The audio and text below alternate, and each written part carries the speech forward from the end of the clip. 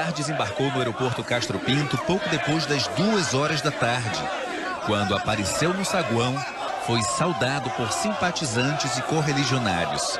O deputado federal Jair Bolsonaro, do PP do Rio de Janeiro, só conseguiu caminhar com a ajuda de seguranças.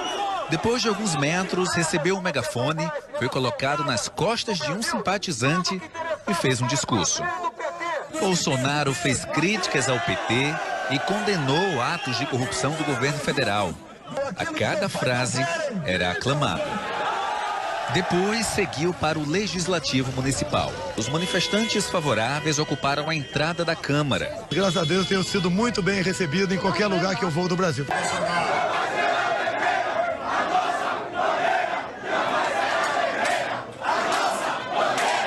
Estamos reunidos para no decorrer dessa sessão, nós iremos realizar. A mensagem que eu trago aqui, a primeira, é aqueles que me condenam por não ter aprovado nada em Brasília.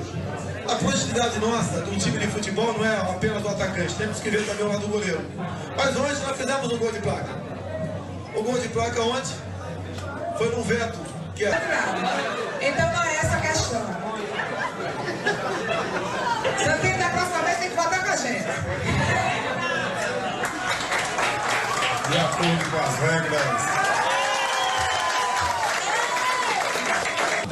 Os manifestantes favoráveis e contrários ao deputado Jair Bolsonaro, durante todo o tempo, trocaram provocações. Também justificaram suas opiniões. Ele representa toda a repressão, todo o retrocesso que o Brasil, o povo brasileiro, vem sofrendo.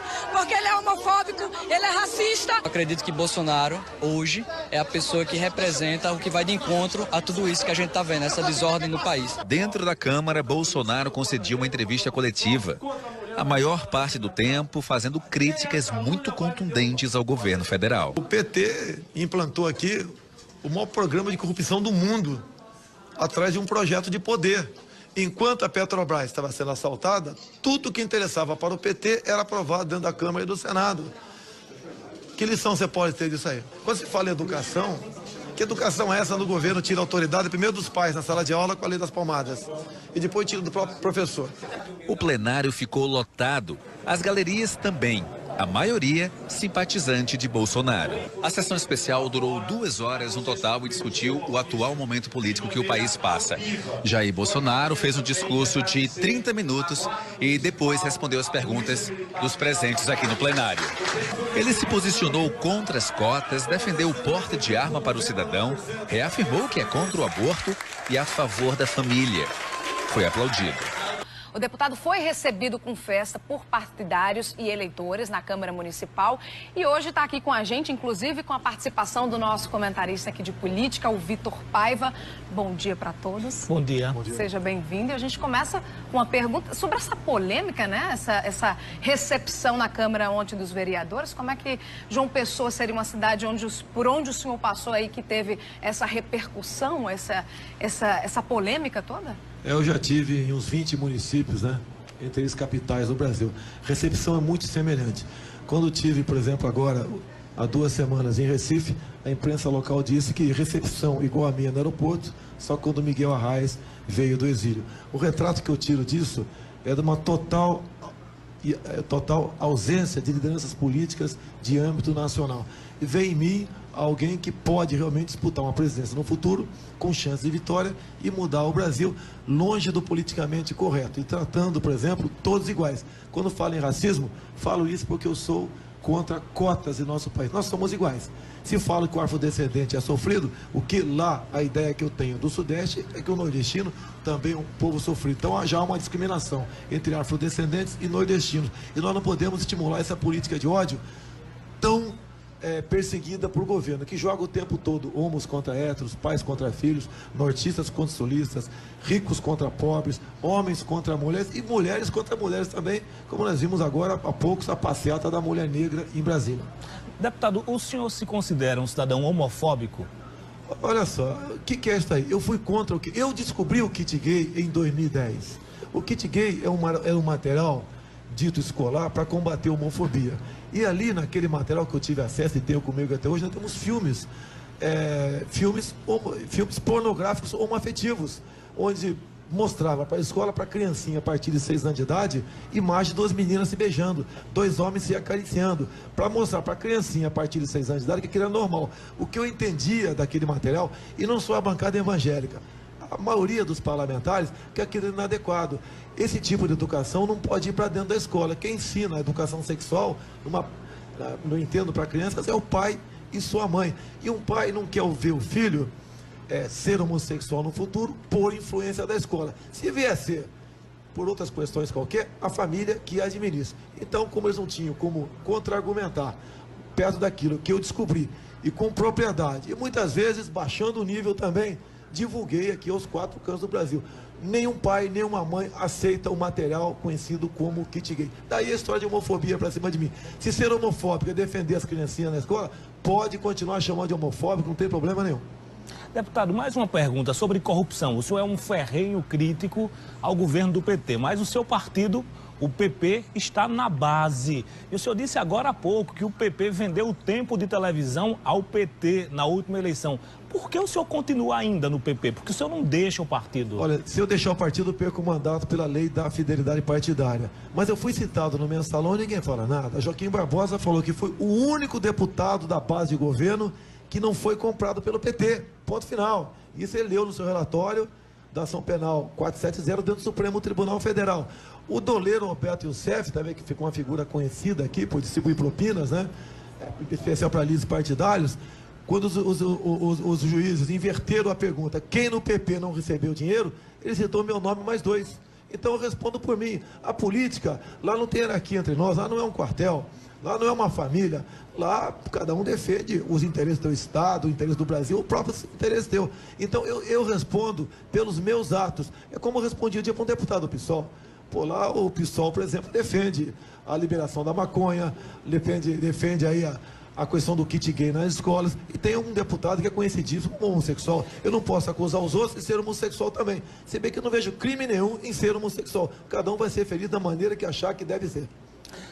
Linda. O país está passando por vários escândalos, né, de corrupção. Como é que o senhor analisa, na sua opinião, como é que está a política aqui no país? Olha, o que eu entendo que o governo, os 2 últimos governos, né, para ter facilidade na aprovação de projetos, projetos normalmente não seriam aprovados, resolveram aqui ampliar a questão da corrupção. Você pode ver, tanto eu tenho verdade que enquanto a Petrobras, por exemplo, estava sendo assaltada, tudo que interessava para o governo era aprovado. E depois que esse crime foi descoberto, o governo passou a ter dificuldade para aprovar os seus projetos da Câmara e do Senado Federal. Então a corrupção faz parte de um grande projeto de poder do PT para conseguir o poder absoluto. Você pode ver a amizade desses presidentes Lula e Dilma. É basicamente com ditaduras do mundo todo. Era o Ahmadinejad no Irã, países africanos, aqui Fidel Castro, era Chávez, agora é Maduro, Teresa Kirchner, Evo Morales, entre tantos outros. Essa é a aproximação que o governo tem com países, né, do mundo todo. Países que, em grande parte, nunca admitiram liberdade em seu solo. E esse governo fala tanto de democracia, ou seja, ele fala exatamente o contrário daquilo que na prática eles são. Deputado, o senhor defende uma flexibilização ou até mesmo o fim do Estatuto do Desarmamento. O senhor não acredita que com o cidadão armado, sem nenhum preparo, sem nenhum conhecimento técnico, a gente não vai gerar mais violência em um país tão violento como esse? Olha, no período militar, 64, 85, você comprava tua arma de fogo na mesbla. Nos Estados Unidos é assim. Nos Estados Unidos você pode comprar fuzil. No supermercado. Você também pode comprar fuzil no supermercado e botar num carrinho de feira e levar para casa. Número de mortes violentas por 100 mil habitantes nos Estados Unidos, 3. No Brasil, com esse controle rígido, que é quase impossível você ter uma arma para ter dentro da tua casa, número de mortes por 100 mil habitantes, 28. O Nordeste aqui, esse número aumenta. Até porque é o estado que mais controla armas. Rio Grande do Sul, Santa Catarina e Paraná, onde tem mais gente armada legalmente, o número de mortes por 100 mil habitantes é muito menor que a região sudeste. E eu defendo, então, a revogação do Estatuto do Desarmamento e que você, caso queira, tenha uma arma na tua casa.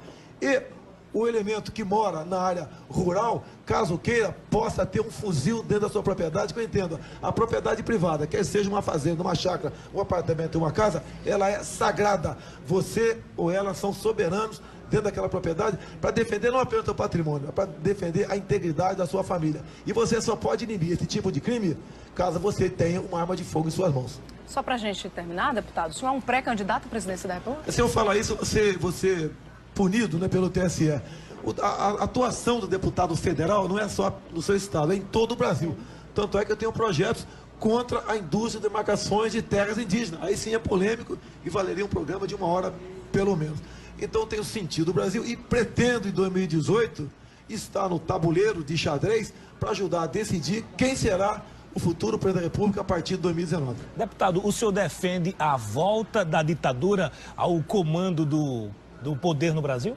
Olha, primeiro que nós não vivemos numa ditadura. As ditaduras, geralmente, são um partido único. O senhor acha que nós não vivemos uma ditadura? Não vivemos. Nós vivemos 2 ditaduras em menos de 100 anos. Você vai falar em Vargas. Vargas foi muito mais, vamos assim dizer, um pouco mais violenta, né? Se é que nós podemos chamar muitas de pessoas violenta. foram mortas. Mas que pessoas são essas? É igual quando tem um bandido, alguém que morre na rua, trocando tiro com a polícia, a imprensa já começa a falar que era um coitado, era um trabalhador. Deputado.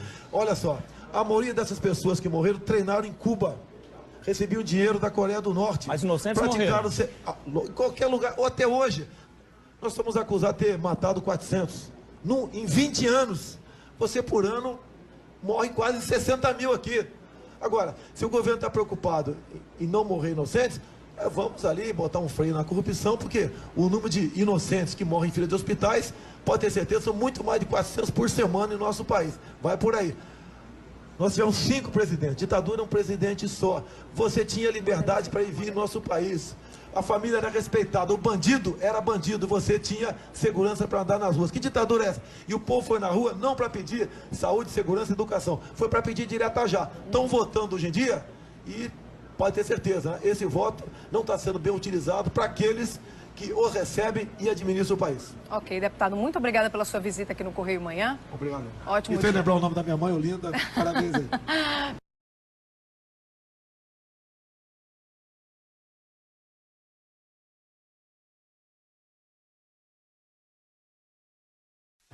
Jair Bolsonaro é essa figura polêmica, né? Que agrada a alguns, desagrada a outros.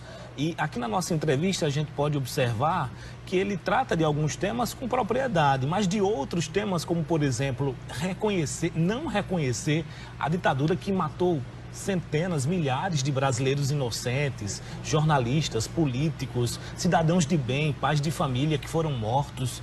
Enfim, isso eu não concordo. No entanto, ele tem todo o espaço de falar o que ele pensa, né? Eu acho que essa é a essência da democracia.